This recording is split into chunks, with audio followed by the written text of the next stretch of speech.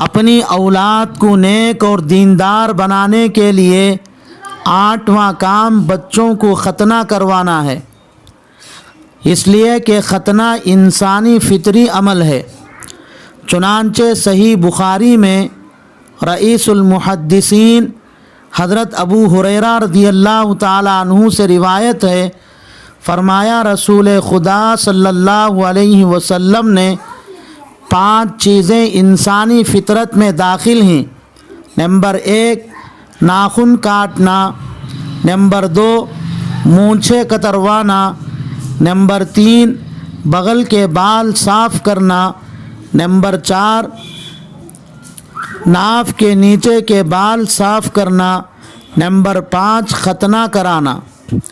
دوسری روایت مسند احمد میں ہے، جس کے راوی حضرت عمار بن یاسر رضی اللہ تعالی عنہ ہی رسول اللہ صلی اللہ علیہ وسلم نے ارشاد فرمایا، انسانی فطرت میں داخل ہے مسواک کرنا، کلی کرنا، ناک میں پانی ڈال کر صاف کرنا، مونچھیں کتروانا، ناخن کاٹنا، بغل کے بال صاف کرنا، ناف کے نیچے کے بال صاف کرنا، ختنہ کرانا۔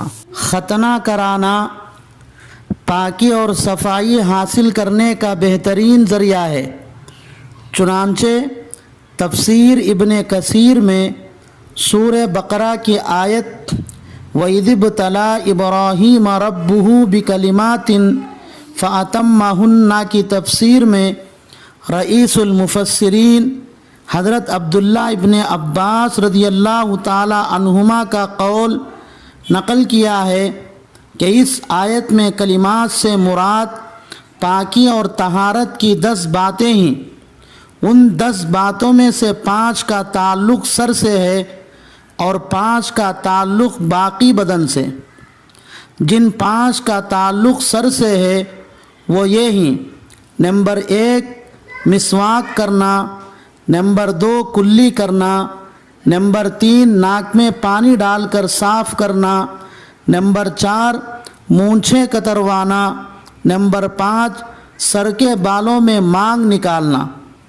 اور جن 5 کاموں کا تعلق باقی بدن سے ہے وہ یہ ہیں: نمبر 1 ناخن کاٹنا، نمبر 2 بغل کے بال صاف کرنا، نمبر 3 زیر ناف بال صاف کرنا، نمبر 4 پانی سے استنجا کرنا، نمبر 5 ختنہ کرانا۔ ختنہ حضرت ابراہیم علیہ السلام کی سنت ہے۔ حضرت ابراہیم علیہ السلام نے نہ صرف اس فطرت انسانی عمل کو زندہ کیا بلکہ حضرت ابراہیم علیہ السلام ہی ختنہ کے عمل کے بانی ہیں۔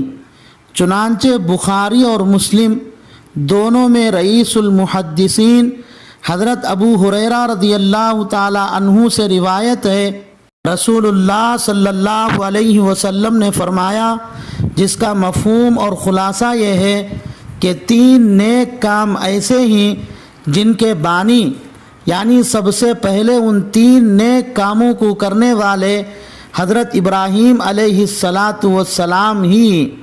نمبر 1 مہمان نوازی، یعنی سب سے پہلے حضرت ابراہیم علیہ السلام ہی باقاعدہ مہمانوں کی مہمان نوازی کرنے کا اہتمام کیا ہے۔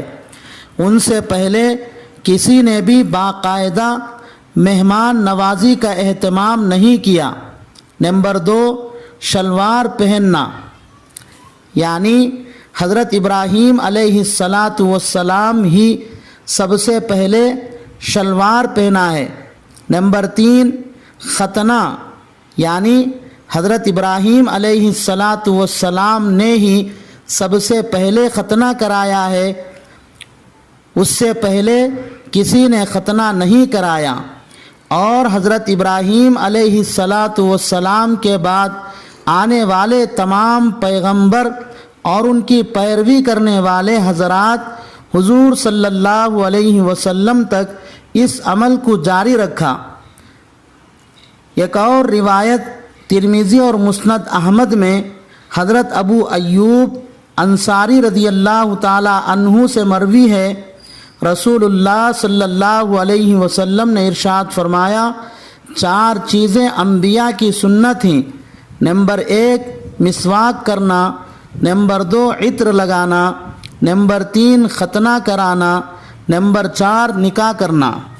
اسلام میں ختنہ کرانے کی اہمیت، ختنہ کرانا صرف سنت ہی نہیں بلکہ مسلمان ہونے کی ایک بہت بڑی نشانی بھی ہے، کیونکہ اگر کہیں بہت سارے لوگوں کی لاشیں ملے اور معلوم نہ ہو سکے کہ کون مسلمان ہے اور کون غیر مسلم، تو ختنہ ہی کی وجہ سے مسلمان اور کافر کا فیصلہ کیا جائے گا۔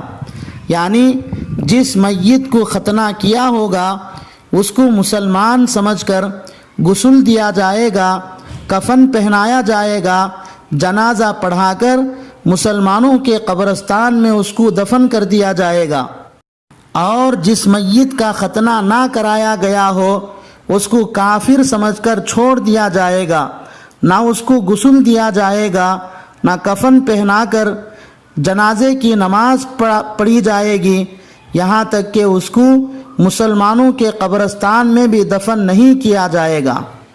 ختنہ کی اسی اہمیت کی وجہ سے بعض فقہائے ائمہ اور محدثین علماء کے نزدیک افلق، یعنی جس آدمی کو ختنہ نہ کرایا گیا ہو اس کی گواہی بھی قبول نہیں کی جائے گی۔ اگر وہ ذبح کرے تو اس کا ذبح کیا ہوا کھانا حلال بھی نہیں ہے۔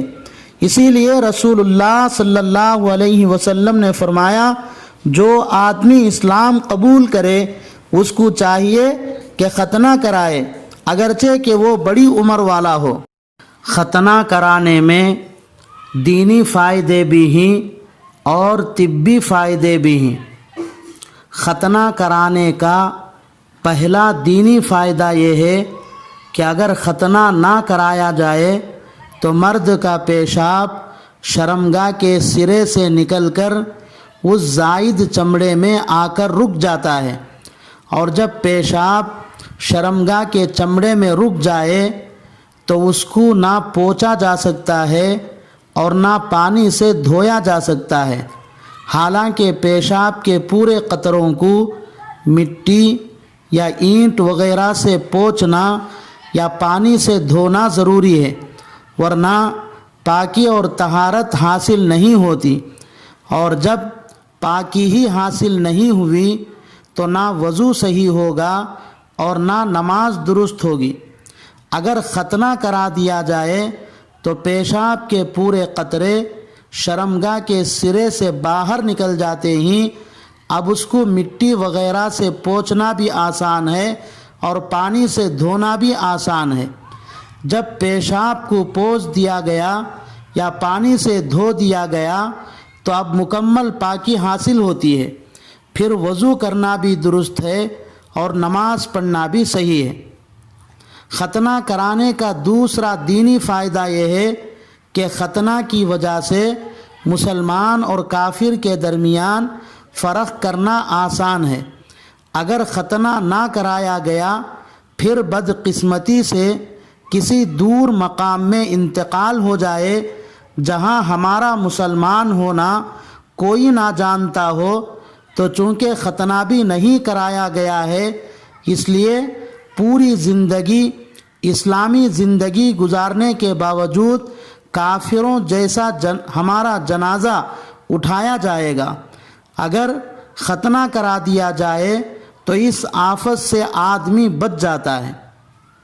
ختنہ کرانے کے طبی فائدے بھی بہت ہیں۔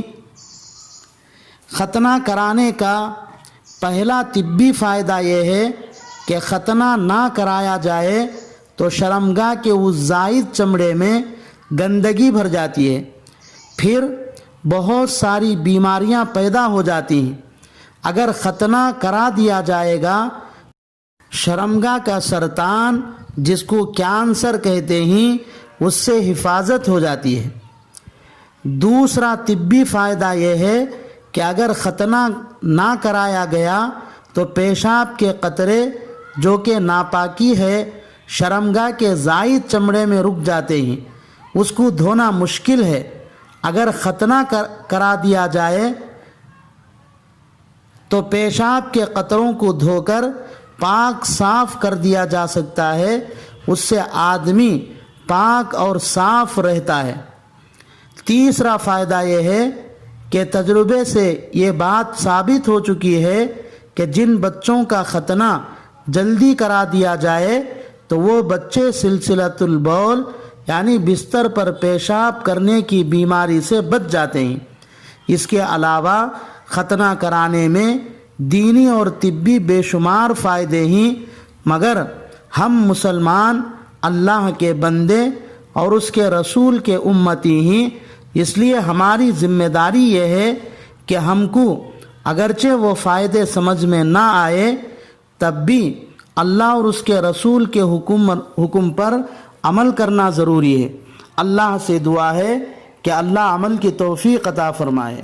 بچوں کا ختنہ کس عمر میں کرانا چاہیے؟ اس سلسلے میں حضرت جعفر طیار رضی اللہ تعالی عنہ کی روایت بیہقی میں ہے، رسول اللہ صلی اللہ علیہ وسلم نے حضرت حسن اور حضرت حسین رضی اللہ تعالی عنہما کا 7ویں دن عقیقہ کیا اور اسی دن ختنہ بھی کرایا۔ اس روایت سے معلوم ہوتا ہے کہ بچوں کا ختنہ 7ویں دن کرانا چاہیے۔ اگر 7ویں دن کسی وجہ سے نہ کرا سکے تو اس کے بعد جتنا جلد ہو سکے کرا دینا چاہیے، تاکہ اسلام کا یہ شعار والا عمل بچے کو سمجھ بوجھ حاصل ہونے سے پہلے ہی پورا ہو جائے۔ اگرچہ بچے بالغ ہونے سے پہلے تک ختنہ کرانے کی اسلام میں گنجائش ہے، لیکن بلا عذر ختنہ کرانے میں دیر کرنا مناسب نہیں ہے۔